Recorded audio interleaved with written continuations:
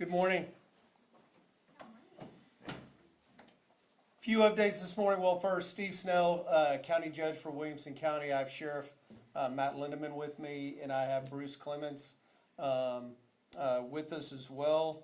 Bruce will be heading up the recovery and damage assessment. Yeah, the damage assessment and the recovery efforts for Williamson County. Start off with some sad news to report. We did find a second body in the river. If you remember yesterday, the first individual we found was Caitlin Swallow, 22-year-old from the Liberty Hill area. The second person was recovered late yesterday evening, and the name has not been released yet. I'm still working with the family as well. Today's focus is going to be on finding the third missing person, and we have reports that there might be an additional person missing, but I think Leander is taking the lead on that. Our focus today is recovery. We have an incredible effort today. We have over 100 first responders that have come to Liberty Hill to help us in the search. I know Sheriff Lindeman is going to give you some more details on that, but very thankful for our neighbors and our partners that have come to the aid of Liberty Hill to find the missing body. In addition, we're continuing to help out. We took on animals from the Georgetown Animal Shelter in Williamson County. We had 37 dogs and 75 cats that had to be relocated to the Williamson County Animal Shelter. We got news this morning that Lampasas needs to evacuate their animal shelter, so we're expecting more animals from Lampasas as well. Also very, very thankful for the efforts of Road and Bridge. We still have many, many roads that are closed, but we were able to get County Road 279 open. It had two spots, both a bridge and a low water spot that had washed out, and we were able to open up that major thoroughfare that connects Liberty Hill to Leander. So we will continue to check roads today. We will continue to work repairs. Those crews have been working nonstop for the last 3 days, and they're going to continue to work today. One of the main questions I get asked on how can we help, where can our donations go? We do have Central Texas Community Foundation. That's ctxcf.org. Yesterday we had a shelter set up at Cross Tracks Church in Liberty Hill, also one chapel in Liberty Hill. But right now I think the mode is to pause on the donations while we assess what the damages are, what the needs are, and how we can best target those donations. Again, if you need to report any damage, please contact the Texas Division of Emergency Management at tdem.texas.gov. tdem.texas.gov. We have a massive damage assessment recovery effort going on today. I think we have a dozen people from various parts of the state, including Houston. I'll let Bruce talk about that momentarily, but at this time I'll turn it over to Sheriff Lindeman to update us on the recovery efforts. Good morning, everyone. Matt Lindeman, your Williamson County Sheriff. Yesterday we had numerous parts of the Sheriff's Office out working on the recovery. Our dive team, swiftwater rescue team, criminal investigations, our K-9 unit. We had drone teams from the Sheriff's Office as well as Cedar Park Police Department and Parks and Wildlife working that area. At one point our swiftwater rescue crew had to just abandon their boat because there's so much debris in the water you can't navigate it in a watercraft, and so they were literally crawling in and over debris searching for our one male flood victim that is still missing. At about 3:25 we pulled all those assets out because there was another threat of heavy rain and flash flooding, but state Starflight came to our aid and spent some time searching up and down the river yesterday, and we'd like to thank Travis County for sending that very valuable asset. Around 5 o'clock yesterday, search crews from the Liberty Hill Fire Department did find our second female missing flood victim. She was recovered. Our Victims of Services from the Sheriff's Office has been working with the families of those missing people to keep them informed and provide resources to them. we shut down operations last night about dark. I received a call yesterday from the DPS Director Freeman Martin offering up resources from the Department of Public Safety, which we will probably take advantage of if this search operation goes on for an extended time. We're gonna utilize every resource possible to try to find that person and get his body reunited with his family. Today, there's a command post set up in Liberty Hill. We have personnel from the Sheriff's Office, Liberty Hill, Milam County Sheriff's Office, Taylor, Gerald, Hutto, Sam Bass, Georgetown, and Round Rock. As the judge mentioned, we have about 100 people dedicated to the search effort up and down the San Gabriel River. And we will continue those operations until they're complete. Thank you. Do you want to talk about disaster assessment? Sure. Good morning, everyone. Bruce Clements, the Office of Emergency Management. And today, as we transition over to the recovery part of this whole disaster, we have been really privileged to have the opportunity to work with the Texas Division of Emergency Management, who's been rounding up folks that are going to assist us. So there are about 24 people who are here in the building now that are getting some initial training.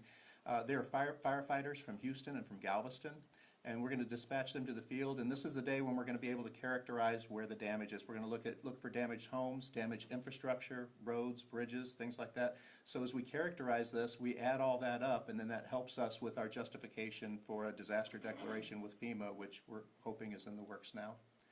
But I'll take any questions that you all have about the recovery process. Do you have any bridges right now that are out or aren't passable? I believe all the bridges have been cleared and are passable. We've had some that there were concerns about, but I believe they are currently, we have some road damage, but we don't have any bridges that are out.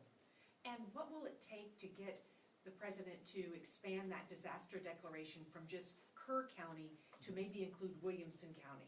Would you like to address this, sir? I can speak to that. Thank you for that question. So, spoke with Congressman Carter this morning, and he's going to take the lead on working with the government to get Williamson County added to the federal emergency disaster. And is that dependent upon how much damage you find or the extent of the damage? So the specific damage, I believe we have to reach a threshold. 2.8 million. And from what I've seen, I've been out touring the county yesterday and this morning, was in Liberty Hill both days. What I've seen, the sheer amount of damage to our roads, to our bridges. In addition to the bridge that had to be repaired, we have several small county roads that have suffered washout damage from the high water. So we'll evaluate that. We'll put a price tag on it. We'll report it to the federal government. We'll work with Bruce and his team and our elected officials to get any assistance we need from the state and federal government. Is the county involved at all with making sure that the road closures are up on the ATX flood websites? We had somebody reach out to us saying that they're not seeing the closures. So yes, and the public can help too. When they see a damaged road, we can get our crews out there to get barricades up, to get road closures up.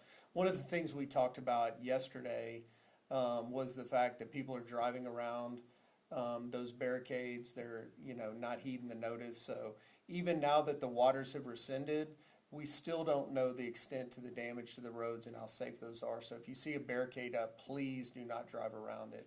Please find an alternate route.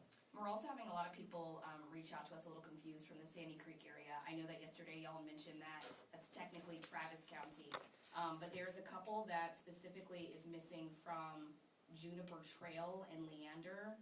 Their names are Virginia and Danny Daly. Do you guys know anything about them, or are you guys working with Travis County at all, since it sort of is? I do not have that information. Sheriff, do you have that information? I don't, but we will contact Travis County Sheriff's Office and see if there's anything we can do to assist them. Gotcha. Are you guys going to be sort of working with Travis County when it comes to that fine line with it being Williamson County and Travis County in the same Sandy area? Creek, most of Sandy Creek is definitely Travis County. And if Travis County needs some help, we're happy to assist. You bet. Do you have any people who are stranded at this point, like they can't get out of their homes or out of their area because of road problems or bridge problems? Not that I know of. So 279 was a concern, but the park was open and the people between the two washouts could go through the park and find an alternate route. Regarding recovery, are there specific areas where you guys are gonna be searching today as you guys continue those recovery efforts? Recovery efforts today are focusing on the San Gabriel, specifically the South Fork of the San Gabriel, from the county line to the west, all the way to 183. I know there's several missing persons in Burnett County as well, so we're in communication with Burnett County. And I know y'all can't give the name out of the woman who was found, but can you give us the circumstances of where she was found, or what those circumstances were around that recovery? Would you like to speak to that? Her body was recovered or found by the Liberty Hill Fire Department in debris along Little Creek. Did it look like it was from a car, or like she was in a vehicle, or anything? There was no vehicle in the area that she's associated with. Can you speak on any other challenges that emergency responders have run You into? know, something that's real helpful if our good citizens don't go to that area just to look around. Don't launch personal drones in the area because they interfere with our drone teams that are working. That is very treacherous. It's hazardous. There's all type of debris in the riverbed that we're working through, crawling around through and over. So those are some of the biggest complications because the bodies that we're looking for could be hidden beneath 20 feet of mud, trees, and debris. Were there any safety warnings before this flood? How was that communicated to the residents? Once we realized water was over the roads in Liberty Hill, we made every effort to contact people down the river, all the way to east of Georgetown where the Shady Oaks RV park is. And thankfully, we did not have any loss of life as a result of those efforts by communications in the Sheriff's Office and the Office of Emergency Management. Do you all feel like your warning system is adequate? I know the governor has said that he's adding this to the special session agenda and wants to kind of look at what could be done better to warn people, alert them, give them as much time as possible. What do you think about your system in Williamson County? Well, we're happy to work with the governor, and it's good to hear that he's going to add it to the special session. We have a really good system in place, so we can draw when there's threat of high water or weather, we can draw a geographic rectangle around a certain area, and we can send calls to anyone in the area, as we talked about yesterday. Those warning systems not only go to the residents, but they go to anyone who's driving through the area that we targeted. I think the night of the 4th, we sent out over 1,500 notifications to our citizens. And, you know, I think, and this is a great point, we have a warn system, and I think heard less than 8% of our citizens have enrolled in that warn system. So that's just another reminder to engage with our warn system so you can get those warnings, whether it's high water, tornadoes, or any emergency, to where you can get that from every mode of communication we have. But like I said, 1,500 notices out, Door to door. door to door. In areas historically that are low, the Sheriff's Office Emergency Service went door to door to warn our citizens that the water's coming, you need to evacuate. If you have a chance, especially if it was an RV park, if you have a chance to get your RV out of there to save lives, number one, and property second. So Williamson County made a concerted effort to notify all of our citizens of the weather and the rising water. Was this the 100-year flood plan or the 100-year flood that Atlas 14 was trying to prepare for the future? Well, Atlas 14 is working to redo the floodplain, so definitely the water levels that we saw this week that data will definitely be added. But they've been working on that flood plan for a long time. So trying to get the best data we can. And as Williamson County grows, as people come in, sometimes those developments do affect where the water goes. So, you know, we're working with that. So that's a very good plan. Any big areas of concern when it comes to just unsafe conditions out there that people need to be mindful of? Very much so, and that's a great question. Thank you for that. We mentioned debris. Most of the time when you think debris, you think of trees, which the state of the river right now, all those heavy trees and branches are unstable and can shift and move, so it's very dangerous to be down there. But there's additional debris. There's all the things from upstream, there's refrigerators, there's parts of mobile homes, there's cars, there's all kinds of dangerous things in the river, including snakes, skunks, things like that. So we encourage people to please stay away from the river. Like we said, we have over 100 first responders on the ground. They are in a very dangerous situation to save lives and find, recover bodies and return them to your family. So ask Williamson County to definitely cover them with prayers to keep them safe, and we need all those 100 responders back. We have a helicopter today, we have 2 cadaver dogs, we have drones out there. The clouds and the continued rain are kind of hindering that efforts, but we also have over 100 boots on the ground. And we have several first responders in the river itself, which is still unsafe. And then you add all the debris and the storm damage to that, it makes the situation a little more critical. So please stay away from the river. And like we mentioned, like you asked on the barricades, please do not drive around barricades. We have everyone focused on recovering the missing. We don't need to add to those emergency recovery services. When can we expect the damage assessment? Is there an estimated timeframe on that? It's gonna take a long time. At least a couple of weeks on that, maybe longer. I'm gonna let Bruce talk to that. For those of y'all who don't know, Williamson County is very blessed to have Bruce Clements on our team.